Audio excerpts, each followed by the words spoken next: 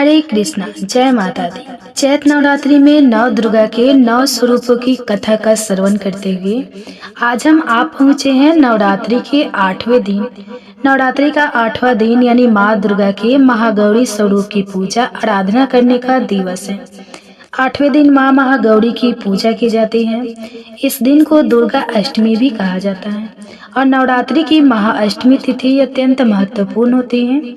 इस दिन कन्या पूजन किया जाता है, यानी कन्याओं की पूजा करके उनको स्वादिष्ट भोजन करवाया जाता है। भिन्न भिन्न प्रकार के उपहार और भेंट दिए जाते हैं और उनसे आशीर्वाद की याचना की जाती है। इस कन्या पूजन की विशेष विधि क्या है और कौन सी कन्या का पूजन करना चाहिए, इस विषय के ऊपर हम एक विस्तृत वीडियो पहले ही बना चुके हैं, जिसे आप हमारे चैनल पर जाकर देख सकते हैं। तो चलिए आज के इस वीडियो में हम देवी दुर्गा के अष्टम स्वरूप माँ महागौरी की कथा का श्रवण करते हैं और यह भी देखते हैं कि आज उनकी पूजा कैसे करनी चाहिए। नवरात्रि का यह पावन त्योहार माँ दुर्गा की 9 दिनों की शक्ति के स्वरूप की पूजा आराधना की जाती है। यह त्योहार नारी शक्ति का प्रतीक है और नवरात्रि के 9वें दिन देवी दुर्गा के जिस स्वरूप माता महागौरी की पूजा की जाती है उनका रंग अत्यंत गौर है। आदि शक्ति श्री दुर्गा का अष्टम रूप श्री महागौरी को कठिन तपस्या से यह गौर वर्ण प्राप्त हुआ था, इसलिए उन्हें उज्ज्वला स्वरूपा महागौरी धनेश्वरी प्रदायिनी चैतन्य मैत्रलोक के पूजनीय नामों से भी जाना जाता है। शिव पुराण में कहा गया है कि जब माता पार्वती ने महादेव को प्रसन्न करने के लिए कठिन तपस्या की थी, तब उनकी आयु सिर्फ 8 वर्ष की थी। देवी पार्वती का जन्म पर्वतराज हिमालय के घर में हुआ था। 8 वर्ष की आयु में ही उन्हें अपने पूर्व जन्म की घटनाओं का आभास हो चुका था और तभी से वे भगवान शिव को पति रूप में प्राप्त करने के लिए तपस्या करने लगी। तपस्या से देवी पार्वती को महान गौरव प्राप्त हुआ। भगवान शिव ने उन्हें अपनी अर्धांगिनी के रूप में स्वीकार किया। इसलिए नवरात्रि की माँ अष्टमी तिथि के दिवस पर महागौरी की पूजा आराधना करके कन्या पूजन किया जाता है और उनको भोजन करवाया जाता है। इस दिन दुर्गा सप्तशती का पाठ करने से अधिक विशेष पुण्य फल की प्राप्ति होती है। इस दिन माँ की कथाओं का श्रवण करने से अनेक गुना अधिक फल मिलता है। माता का स्वरूप गौर वर्ण श्वेत शंख चक्र और कुंद के फूल समान है।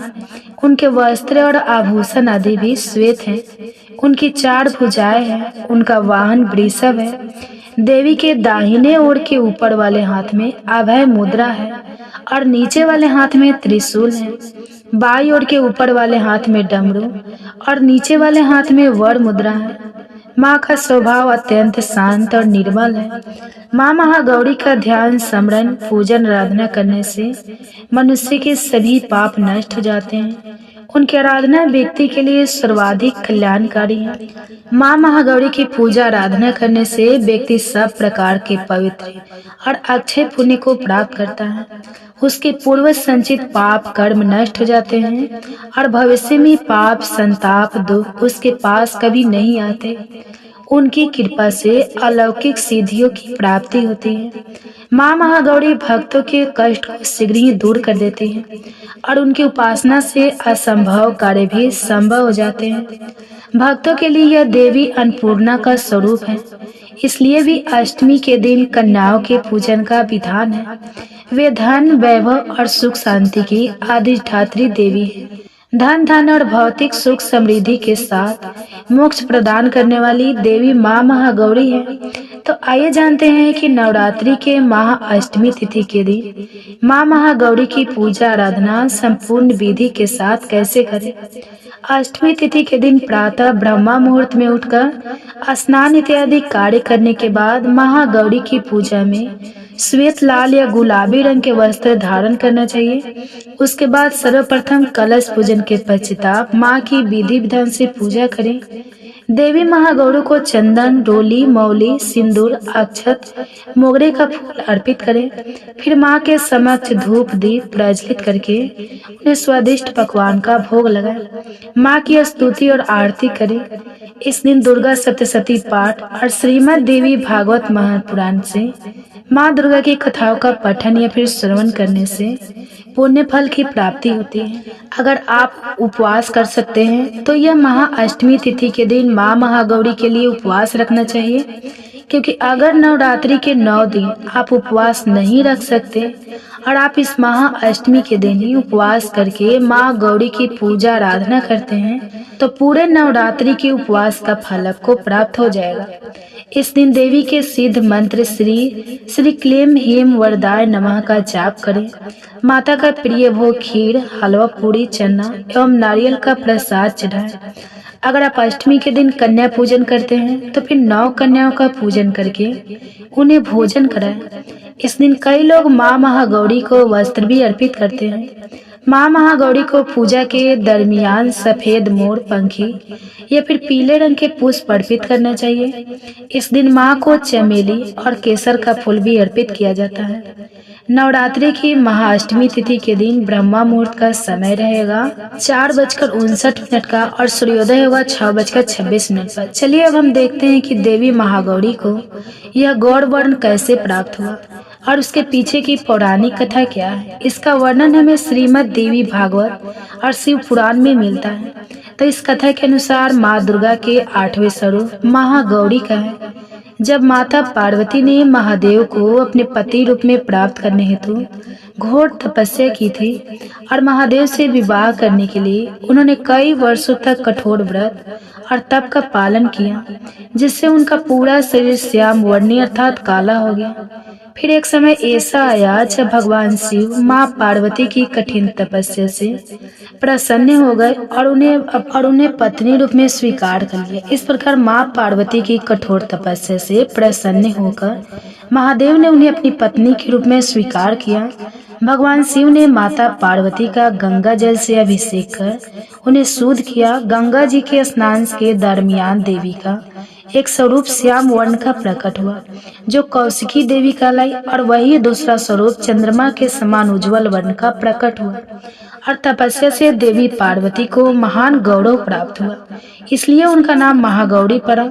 वर्षों तक किए गए कठिन तप और उसके बाद गंगा जल से किए गए स्नान से माता का रूप अत्यंत गौर वर्ण और कांतिमय हो गया। माँ की आभा एक शंख और चंद्र के समान श्वेत हुए और इसलिए उनके अति गौरव वर्ण के कारण भी उन्हें देवी महागौरी के नाम से जाना जाता है।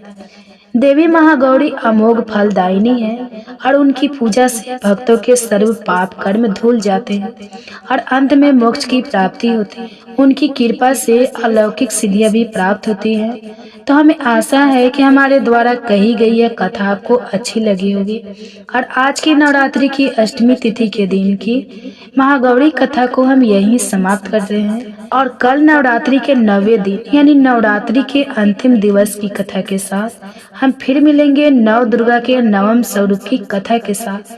तो इसे सुनने के लिए चैनल को सब्सक्राइब करके रख लीजिए और नोटिफिकेशन ऑन कर लीजिए। इस वीडियो को अपने परिवार और मित्रों को भी शेयर कर सकते हैं, जिससे कि उन्हें भी नवरात्रि के इन पावन दिनों में देवी भगवती की कथा सुनने का पुण्य फल प्राप्त हो सके। अगर इस नवरात्रि के समय में आपको हमारे द्वारा किया जा रहा वैदिक धर्म और माँ भगवती की महिमा का प्रमाण भूत प्रचार अच्छा लग रहा है तो आप हमें आने वाले वीडियो को भी इतना ही प्यार देंगे और सहयोग देंगे। तो चलिए नवरात्रि के पावन अवसर पर माँ अष्टमी तिथि के दिन माँ दुर्गा के महागौरी स्वरूप से प्रार्थना करते हैं कि वे हमें अभय वरदान दे और आध्यात्मिक मार्ग पर अग्रसर होने में हमारी सहायता करें, जिससे हम अपने परम गंतव्य को प्राप्त कर सकें। सर्व मंगलम मंगलम शिवे स्वार्थे साधिके शरण तंत्र के गौरी नारायणी नमस्तुभ्य देवी नमस्तुभ्य। नवरात्रि के पहले दिन या 5 काम जरूर कर, रातों रात चमक उठेगी किस्मत। तो आप सभी को चैत नवरात्रि की ढेर सारी शुभकामनाएं। नवरात्रि आने में अब कुछ ही दिन बाकी है और आज हम आपको इस वीडियो में ऐसे 5 खास उपाय बताएंगे जिन्हें अगर आपने नवरात्रि के पहले दिन कर लिया तो आपकी गरीबी दूर हो सकती है और माता रानी की कृपा आप पर बनी रहेगी। आपके व्रत और पूजा पाठ सफल होंगे और माँ दुर्गा पूरे 9 दिनों तक आपके घर में विराजमान रहेगी। जो भी मनोकामना आप माता से मांगेंगे वह जल्द ही पूरी हो जाएगी। बल्कि कहे तो नवरात्रि के 9 दिनों में ही पूरी हो सकती है। तो इस वीडियो को अंत तक जरूर देखें क्योंकि यह आपके लिए बहुत लाभदायक होने वाली है। माँ दुर्गा को प्रसन्न करने और उनकी कृपा पाने के लिए चैत्र नवरात्रि के दौरान आपको इन 9 बातों का ध्यान रखना चाहिए। भक्तों, आपसे निवेदन है कि अगर आपको ये वीडियो पसंद आए तो इसे लाइक करें, शेयर करें और अपने परिवार और दोस्तों के साथ जरूर भेजें। अगर आप अनकाव्य स्टोरी चैनल पर नए हैं तो चैनल को सब्सक्राइब करें ताकि आने वाली नई वीडियो के नोटिफिकेशन आपको सही समय पर मिलता रहे। चैत्र नवरात्रि के पहले दिन अपने घर की छत पर लाल रंग का त्रिकोण झंडा जरूर लगाएं। इस झंडे पर जय माता दी लिखा होना चाहिए। ये झंडे बाजार में आसानी से मिल जाते हैं, लेकिन आप चाहे तो इसे घर पर भी बना सकते हैं। जब नवरात्रि के पहले दिन सुबह पूजा करें तो उस दौरान यह झंडा माँ के चरणों में अर्पित करें और फिर पूजा के बाद इसे अपने घर की छत पर लगा दें। डंडा लगाने के लिए सबसे शुभ स्थान ईशान कोण उत्तर पूर्व दिशा है। यदि वहाँ जगह ना हो तो आप इसे उत्तर दिशा में भी लगा सकते हैं। झंडा लगाने के साथ दीपक जरूर जलाएं। झंडा लगाते समय वहाँ एक दीपक भी जलाएं क्योंकि यह माँ दुर्गा के प्रति आपकी श्रद्धा और भक्ति का प्रतीक होगा। यह यश, मनसान और सफलता को बढ़ाने में सहायक होता है। घर में सुख, समृद्धि और धन की वृद्धि होती है। यह आपके सभी कार्यों में सफलता दिलाने में मदद करता है। झंडा हमेशा लहराता रहता है, जो इस बात का संकेत है कि आपके जीवन में सकारात्मकता और ऊर्जा बनी रहेगी। घर में पवित्रता और शुभता का संचार होता है। इस बार 29 मार्च रविवार को चैत्र नवरात्रि का पहला दिन है और इस दिन आपको अपने घर के ईशान कोण में लाल रंग का झंडा जरूर लगाना चाहिए। लाल रंग माता रानी को बहुत प्रिय है और यह उनका प्रतीक भी माना जाता है, इसलिए इस उपाय को जरूर अपनाएं। इसके बाद आपको मंदिर की अच्छी तरह से सफाई करनी चाहिए और यदि संभव हो तो इसे लगवा लेना चाहिए। आप पेंट या चूने से मंदिर को रंग सकते हैं। कुछ भक्त ऐसे भी होते हैं जो नवरात्रि में सुंदरकांड का पाठ करते हैं, तो आप भी पहले दिन इसके लिए आवश्यक सामग्री जुटाकर सुंदरकांड कर सकते हैं। भक्तों, अगला कार्य जो नवरात्रि के पहले दिन जरूर करना चाहिए वह है घर के मुख्य द्वार पर तोरण लगाना।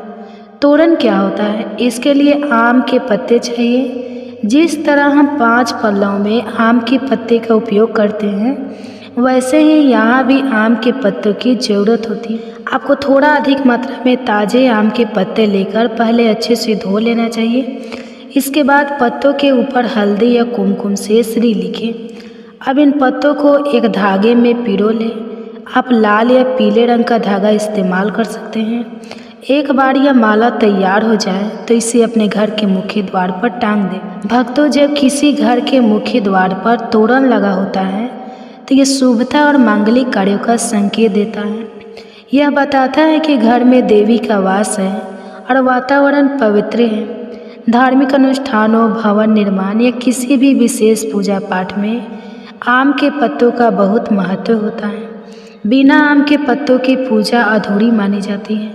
कलश स्थापना में भी आम के पत्तों का विशेष स्थान होता है। इसलिए नवरात्रि के पहले दिन मुख्य द्वार पर तोरण जरूर लगाना चाहिए, जिससे घर में शुभता और सकारात्मकता ऊर्जा बनी रहे। अगला महत्वपूर्ण कार्य अखंड दीपक प्रज्वलित करना है। यदि आप घर में अखंड दीपक जलाते हैं तो इससे आपकी कोई भी मनोकामना शीघ्र पूरी हो सकती है, बशर्ते आप श्रद्धा और विश्वास के साथ इसे प्रज्वलित करें। दीपक जलाने से घर में किसी भी प्रकार की नकारात्मक ऊर्जा प्रवेश नहीं कर पाती और सकारात्मक ऊर्जा बनी रहती है। नवरात्रि के पहले दिन से लेकर नवमी तिथि तक अखंड दीपक जलाने से घर में सुख, समृद्धि और धन वैभव की वृद्धि होती है। माँ भगवती वहीं वास करती है जहाँ सकारात्मक ऊर्जा होती है।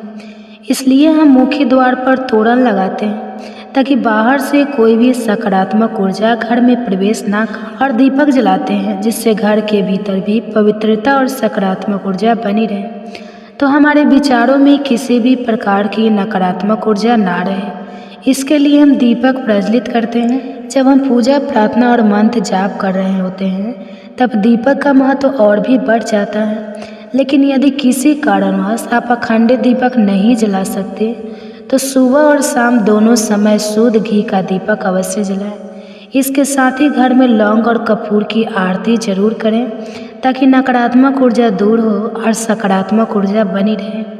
अब अगला कार्य है कलश स्थापना। दीपक जलाने से जुड़ी एक और महत्वपूर्ण बात ध्यान में रखें। अगर आप घी का दीपक जलाते हैं तो इसे माँ भगवती दुर्गा की मूर्ति के दाईं ओर रखना चाहिए, और यदि आप तिल के तेल का दीपक जलाते हैं तो इसे माँ दुर्गा की मूर्ति के बाईं ओर स्थापित करना चाहिए। दीपक हमेशा सही स्थान पर रखना आवश्यक होता है। अब बात करते हैं घट स्थापना, जिसे कलश स्थापना भी कहा जाता है। चैत्र नवरात्रि में कलश स्थापना के दौरान हम सभी देवी देवताओं का आवाहन करते हैं और माँ भगवती के साथ 9 दिनों तक विशेष पूजा करते हैं। जब हम माँ की आराधना करते हैं तो सबसे पहले कलश की पूजा की जाती है। धूप, दीप, नैवेद्य आदि अर्पित किए जाते हैं और विधि पूर्वक कलश को स्थापित किया जाता है। इस पूजा से घर में शुभता आती है और जीवन में आने वाली बाधाएं दूर होती हैं। यदि किसी कार्य में रुकावट आ रही हो तो वह भी माँ की कृपा से पूर्ण हो जाता है। इसलिए नवरात्रि के पहले दिन कलश स्थापना अवश्य करनी चाहिए। इसके बाद अगला आवश्यक कार्य है ज्वारे बोना, जिसे सप्त धान्य बोना भी कहा जाता है।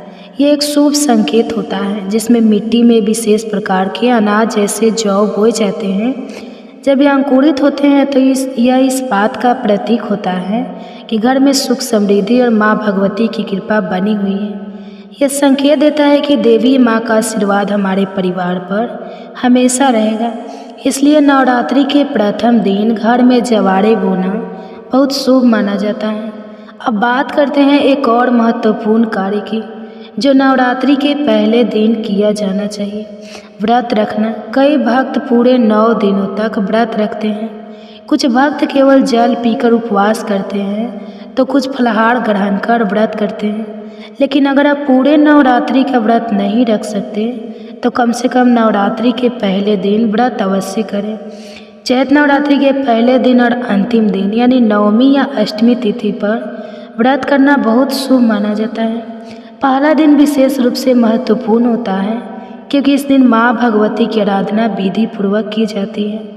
अगर संभव हो तो पूरे नवरात्रि व्रत रखें, क्योंकि जब हम पूरी श्रद्धा और सात्विकता के साथ माँ की पूजा करते हैं तो वे शीघ्र प्रसन्न होती है।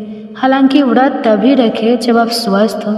यदि शरीर साथ नहीं दे रहा या आप व्रत रखने में असमर्थ हैं तो सात्विक भोजन करें, जिसमें बिना लहसुन प्याज का भोजन ग्रहण करें और सुबह शाम माँ की आराधना करें। सच्चे मन से भक्ति करें, माँ आपकी श्रद्धा को अवश्य स्वीकार करेगी। अगर आप पूरे दिन व्रत नहीं रख सकते तो कम से कम पहले दिन फलाहार करें। अब अगला महत्वपूर्ण कार्य है घर के मुख्य द्वार पर दोनों ओर स्वास्तिक का चिन्ह बनाना। इससे घर में शुभता बनी रहती है और नकारात्मक ऊर्जा प्रवेश नहीं कर पाती। साथ ही जब हम दीपक जलाते हैं तो यह न केवल घर को रोशन करता है बल्कि हमारे विचारों से भी नकारात्मकता दूर करता है। जब हम पूजा, प्रार्थना और मंत्र जाप करते हैं तो दीपक की उपस्थिति से ध्यान केंद्रित रहता है और सकारात्मक ऊर्जा बनी रहती है। यदि संभव हो तो अखंड दीपक प्रज्वलित करें, लेकिन अगर किसी कारणवश यह संभव ना हो तो सुबह और शाम शुद्ध घी का दीपक जरूर जलाएं। इसके अलावा घर में लौंग और कपूर की आरती करें, जिससे नकारात्मकता दूर होगी और सकारात्मकता का वास होगा। अब बात करते हैं कलश स्थापना की। यदि आप घी का दीपक जलाते हैं तो इसे माँ दुर्गा की मूर्ति के दाईं ओर रखें, और यदि तेल के दीपक जलाते हैं तो इसे माँ दुर्गा की मूर्ति के बाईं ओर रखें। दीपक का सही स्थान पर रखा जाना अत्यंत आवश्यक है। इसके बाद सबसे महत्वपूर्ण कार्य है घट स्थापना, जिसे कलश स्थापना भी कहते हैं। नवरात्रि में जब हम कलश स्थापित करते हैं तो यह देवी देवताओं का आवाहन करने का प्रतीक होता है। इस दौरान माँ भगवती के साथ साथ समस्त देवी देवताओं की पूजा की जाती है। विधि पूर्वक की गई यह पूजा हमारे जीवन के सभी बाधाओं को दूर करती है और सुख समृद्धि प्रदान करती है। सभी देवी देवता का पूजन हम माँ भगवती के साथ प्रतिदिन करते हैं। जब हम 9 दिनों तक लगातार देवी देवताओं का विधि पूर्वक आवाहन और पूजा करते हैं तो इसका विशेष महत्व होता है। माँ की पूजा से पहले हम कलश की पूजा करते हैं, धूप दीप और नैवेद्य अर्पित करते हैं। इसी प्रकार कलश भी पूजनीय होता है, क्योंकि इसमें समस्त देवी देवताओं का आवाहन किया जाता है। जब हम पूरे विधि विधान से इनका पूजन करते हैं तो हमारे जीवन में आने वाली सभी बाधाएं दूर होती हैं और जो कार्य रुके होते हैं वे भी पूर्ण होने लगते हैं। इसलिए कलश स्थापना करना अत्यंत शुभ होता है। नवरात्रि के पहले दिन एक और महत्वपूर्ण कार्य करना चाहिए, जिसे जुआड़े कहा जाता है, बोना कहा जाता है, इसे सप्त धान्य भी कहा जाता है। मिट्टी में बीज बोकर इन्हें उगाया जाता है और जब ये अंकुरित होते हैं तो ये संकेत देते हैं कि घर में सुख समृद्धि आने वाली है। यह दर्शाता है कि माँ भगवती हमारे घर में विराजमान हो चुकी है और अपने आशीर्वाद से हमें धन वैभव और खुशहाली प्रदान कर रही है। इसलिए नवरात्रि के पहले दिन जवाड़े अवश्य बोना चाहिए, क्योंकि यह बहुत ही शुभ माना जाता है। अब बात करते हैं व्रत की। वैसे तो कई भक्त पूरे 9 दिनों तक नवरात्रि का व्रत रखते हैं, कुछ केवल जल ग्रहण करके तो कुछ फलाहार के माध्यम से उपवास करते हैं। लेकिन यदि आप पूरे नवरात्रि व्रत नहीं रख सकते तो कम से कम पहले दिन और अंतिम दिन यानी नवमी या अष्टमी तिथि को व्रत अवश्य करें। नवरात्रि का पहला दिन बहुत महत्वपूर्ण होता है, क्योंकि इस दिन माँ दुर्गा की विधि पूर्वक आराधना की जाती है। यदि संभव हो तो पूरे नवरात्रि का व्रत रखना चाहिए, क्योंकि जब हम श्रद्धा और सात्विकता के साथ माँ की पूजा करते हैं तो वे शीघ्र प्रसन्न होती है। हालांकि व्रत तभी रखें जब आपका स्वास्थ्य अच्छा हो। यदि आप स्वस्थ है और व्रत रखने में सक्षम नहीं है तो शुद्ध सात्विक भोजन करें, जिसमें बिना लहसुन प्याज का भोजन ग्रहण करें। सुबह शाम माँ की आराधना करें और सच्चे मन से भक्ति करें, इससे भी माँ प्रसन्न होती है। अगर आपके लिए व्रत रखना शारीरिक रूप से संभव नहीं है तो इसे ना रखें, लेकिन यदि संभव हो तो नवरात्रि के पहले दिन फलाहार के माध्यम से व्रत अवश्य करें। अब एक और ज़रूरी कार्य की बात करते हैं जिसे नवरात्रि में अवश्य करना चाहिए। नवरात्रि के दौरान तामसिक भोजन से बचना चाहिए और सात्विक भोजन का सेवन करना चाहिए। फल फ्रूट जूस आदि लेने से शरीर में ऊर्जा बनी रहती है और व्रत रखने वाले व्यक्ति स्वस्थ रहते हैं। अब आपको बताते हैं कि चैत्र नवरात्रि 2025 कब से प्रारंभ हो रही है और पूजा के शुभ मुहूर्त क्या होंगे। नवरात्रि 9 दिनों तक चलती है और हर दिन माँ के किसी न किसी स्वरूप को समर्पित होता है। इस दौरान माँ दुर्गा के 9 स्वरूपों की पूजा की जाती है। भक्तों, 100 साल बाद चैत्र नवरात्रि पर अद्भुत सुयोग बनने जा रहा है। महारानी की कृपा से इन 4 राशियों की सोई हुई तकदीर जागने वाली है। हाँ दोस्तों, आपको बता दें कि 100 साल बाद चैत्र नवरात्रि पर माता रानी का विशेष योग बन रहा है, जिससे 12 में से 4 राशियों के जीवन में खुशियों की बहार आने वाली है। माता रानी की कृपा से यह 4 राशियाँ धन संपत्ति से भरपूर होगी और उनके अच्छे दिन शुरू होने वाले हैं। इस बार शक्ति की भक्ति का 9 दिवसीय महापर्व चैत्र नवरात्रि 30 मार्च 2025 से शुरू होगा। ज्योतिषाचार्यों के अनुसार इस वर्ष नवरात्रि का शुभारंभ रविवार को हो रहा है और माता दुर्गा हाथी पर सवार होकर धरती पर आएगी। धार्मिक मान्यताओं के अनुसार माता रानी का हाथी पर आगमन अत्यंत शुभ संकेत माना जाता है। हाथी समृद्धि, सुख और शांति का प्रतीक है। देवी दुर्गा जब इस सवारी पर विराजमान होकर आती हैं तो इसका विशेष महत्व बढ़ जाता है। खास तौर पर किसानों के लिए संकेत देता है कि इस वर्ष अच्छी फसल और पर्याप्त वर्षा होगी। यह सुयोग देश की आर्थिक स्थिति को मजबूत करने और व्यापार व्यवसाय में उन्नति का भी संकेत देता है। धार्मिक ग्रंथों में माँ के इस रूप को भक्तों की सभी इच्छाएं पूरी करने वाला बताया गया है। नवरात्रि के दौरान भक्तजन उपवास, पूजा पाठ, हवन और अन्य धार्मिक अनुष्ठान करके माता रानी की कृपा प्राप्त करने का प्रयास करते हैं। हिंदू पंचांग के अनुसार चैत्र माह के शुक्ल पक्ष की प्रतिपदा तिथि की शुरुआत 29 मार्च 2025 को शाम 4:27 पर होगी और इसका समापन 30 मार्च 2025 को दोपहर 12:49 पर होगा। पंचांग को देखते हुए इस साल चैत्र नवरात्रि 30 मार्च से 7 अप्रैल 2025 तक चलेगी। इस बार विक्रम संवत बहुत खास माना जा रहा है, क्योंकि 100 साल बाद इस दिन 5 ग्रहों की युक्ति बनने जा रही है। इस दिन चंद्रमा, शनि, बुध, राहु और सूर्य मीन राशि में एक साथ होंगे, जिससे बुध आदित्य योग और मालवीय राजयोग का निर्माण होगा। इन शुभ योग के कारण यह समय 4 राशियों के लिए अत्यंत शुभ साबित होने वाला है। तो दोस्तों आइए जानते हैं 4 भाग्यशाली राशियों के बारे में, जिन पर इस बार माता रानी की विशेष कृपा बरसने वाली है। वीडियो में आगे बढ़ने से पहले जो भी माता रानी के सच्चे भक्त हैं वे कमेंट बॉक्स में जय माता दी अवश्य लिखें और वीडियो को लाइक करें। अनकाव्य स्टोरी चैनल को सब्सक्राइब करना ना भूलें, शेयर करें ताकि माँ दुर्गा का आशीर्वाद आप सभी जातकों पर बना रहे और आपके जीवन की तमाम परेशानियाँ माता रानी की कृपा से समाप्त हो सके। नंबर 1, मकर राशि। मकर राशि के जातकों आपको बता दें कि इस नवरात्रि पर माँ दुर्गा आप पर विशेष रूप से प्रसन्न है। माता रानी के इस अद्भुत योग से आपके जीवन में खुशियों की बहार आने वाली है। आर्थिक स्थिति मजबूत होगी और धन लाभ के प्रबल योग बन रहे हैं। जो भी स्वास्थ्य संबंधी परेशानियां पिछले काफ़ी समय से चल रही थी वे माता दुर्गा के आशीर्वाद से समाप्त हो जाएगी। मकर राशि के जातकों की आय में वृद्धि होगी, जिससे आर्थिक स्थिति में सुधार आएगा और तरक्की के नए अवसर प्राप्त होंगे। संतान की उन्नति देखकर आपका मन प्रसन्न होगा। जो जातक नौकरी कर रहे हैं उन्हें पदोन्नति और सफलता मिलेगी। पारिवारिक जीवन में प्रेम और तालमेल बढ़ेगा, जिससे घर का माहौल सुखद रहेगा। इस राशि के जातक जरूरतमंद लोगों की सहायता करेंगे और समाज में उनका मान सम्मान बढ़ेगा। मित्रों के साथ अच्छा समय व्यतीत होगा और पारिवारिक संबंध और मजबूत होंगे। माता दुर्गा की कृपा से यह नवरात्रि आपके लिए ढेर सारी खुशियाँ लेकर आएगी।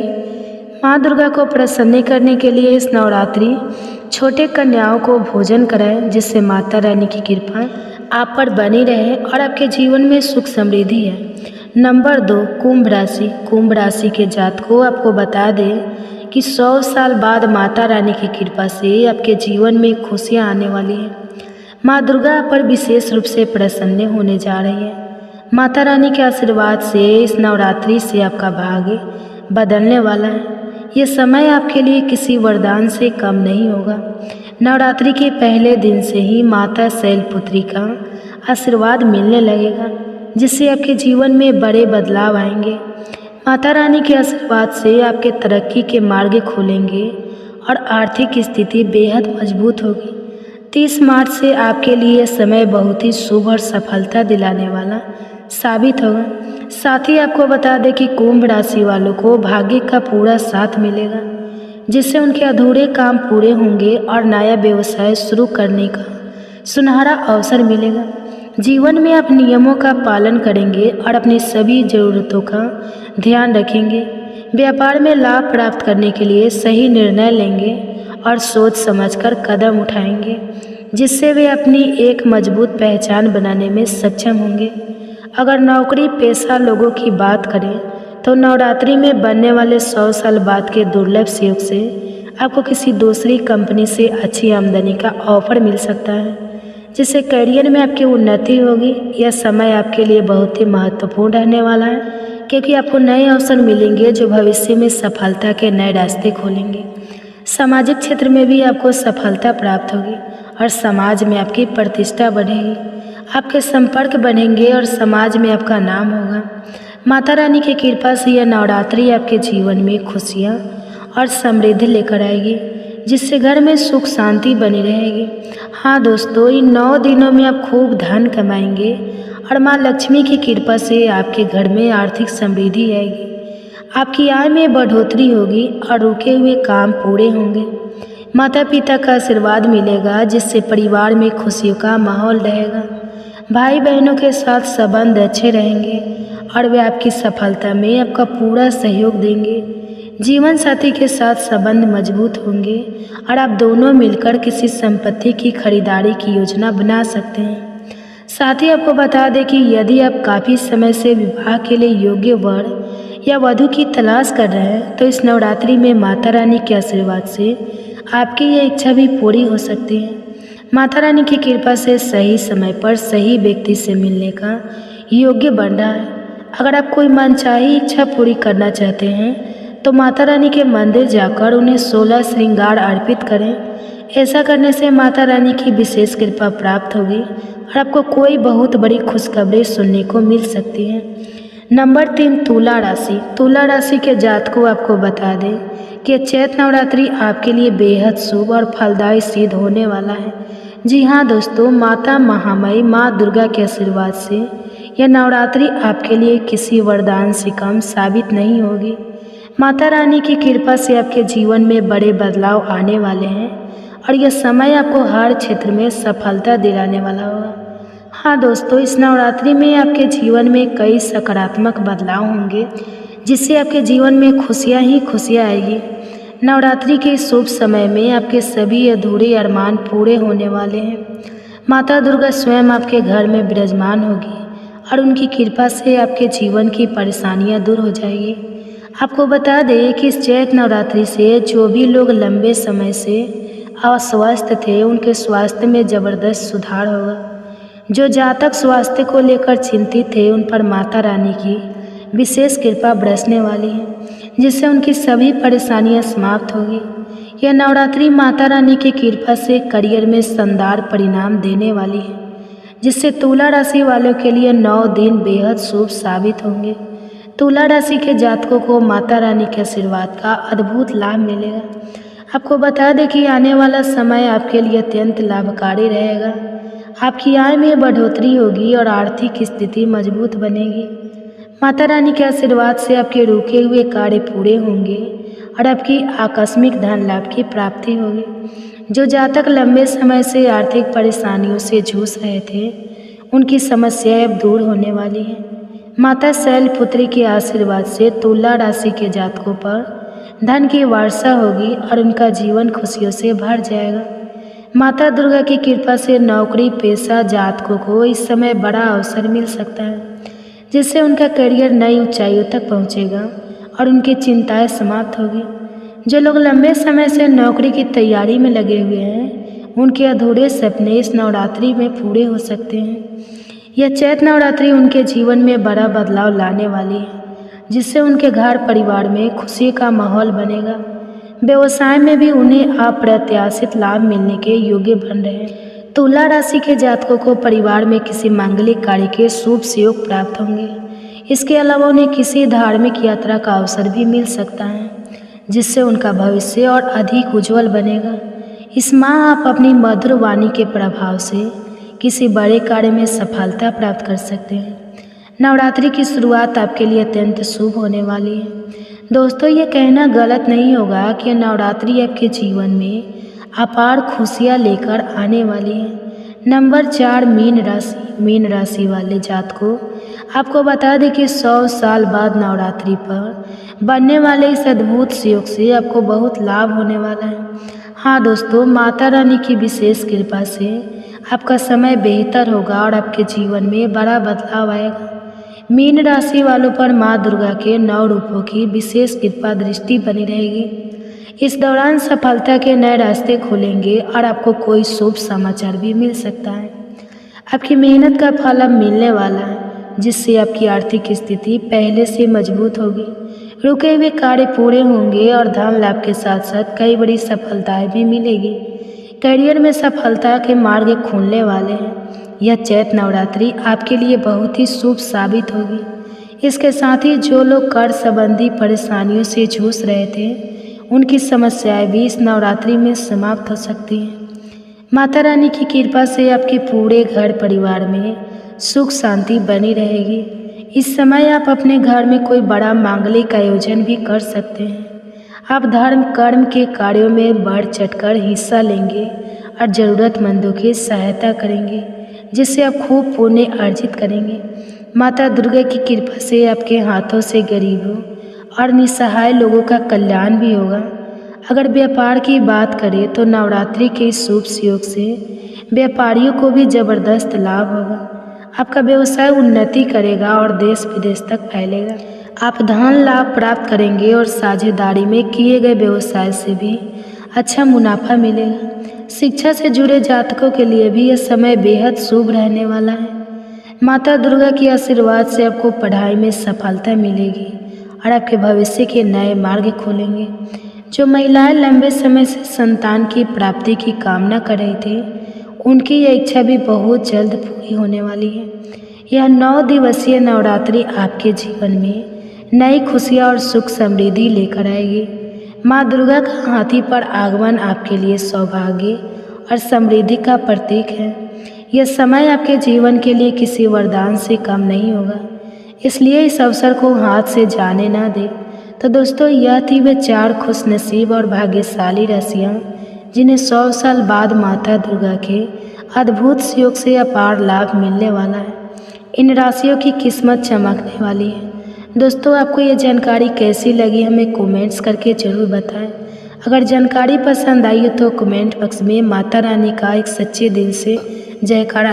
वीडियो को लाइक करें और अनकाबे स्टोरी चैनल को सब्सक्राइब करें और इसे ज़्यादा से ज़्यादा शेयर करें, ताकि माता रानी का आशीर्वाद आपके जीवन में हमेशा बना रहे और सभी परेशानियां माता रानी की कृपा से समाप्त हो सकें।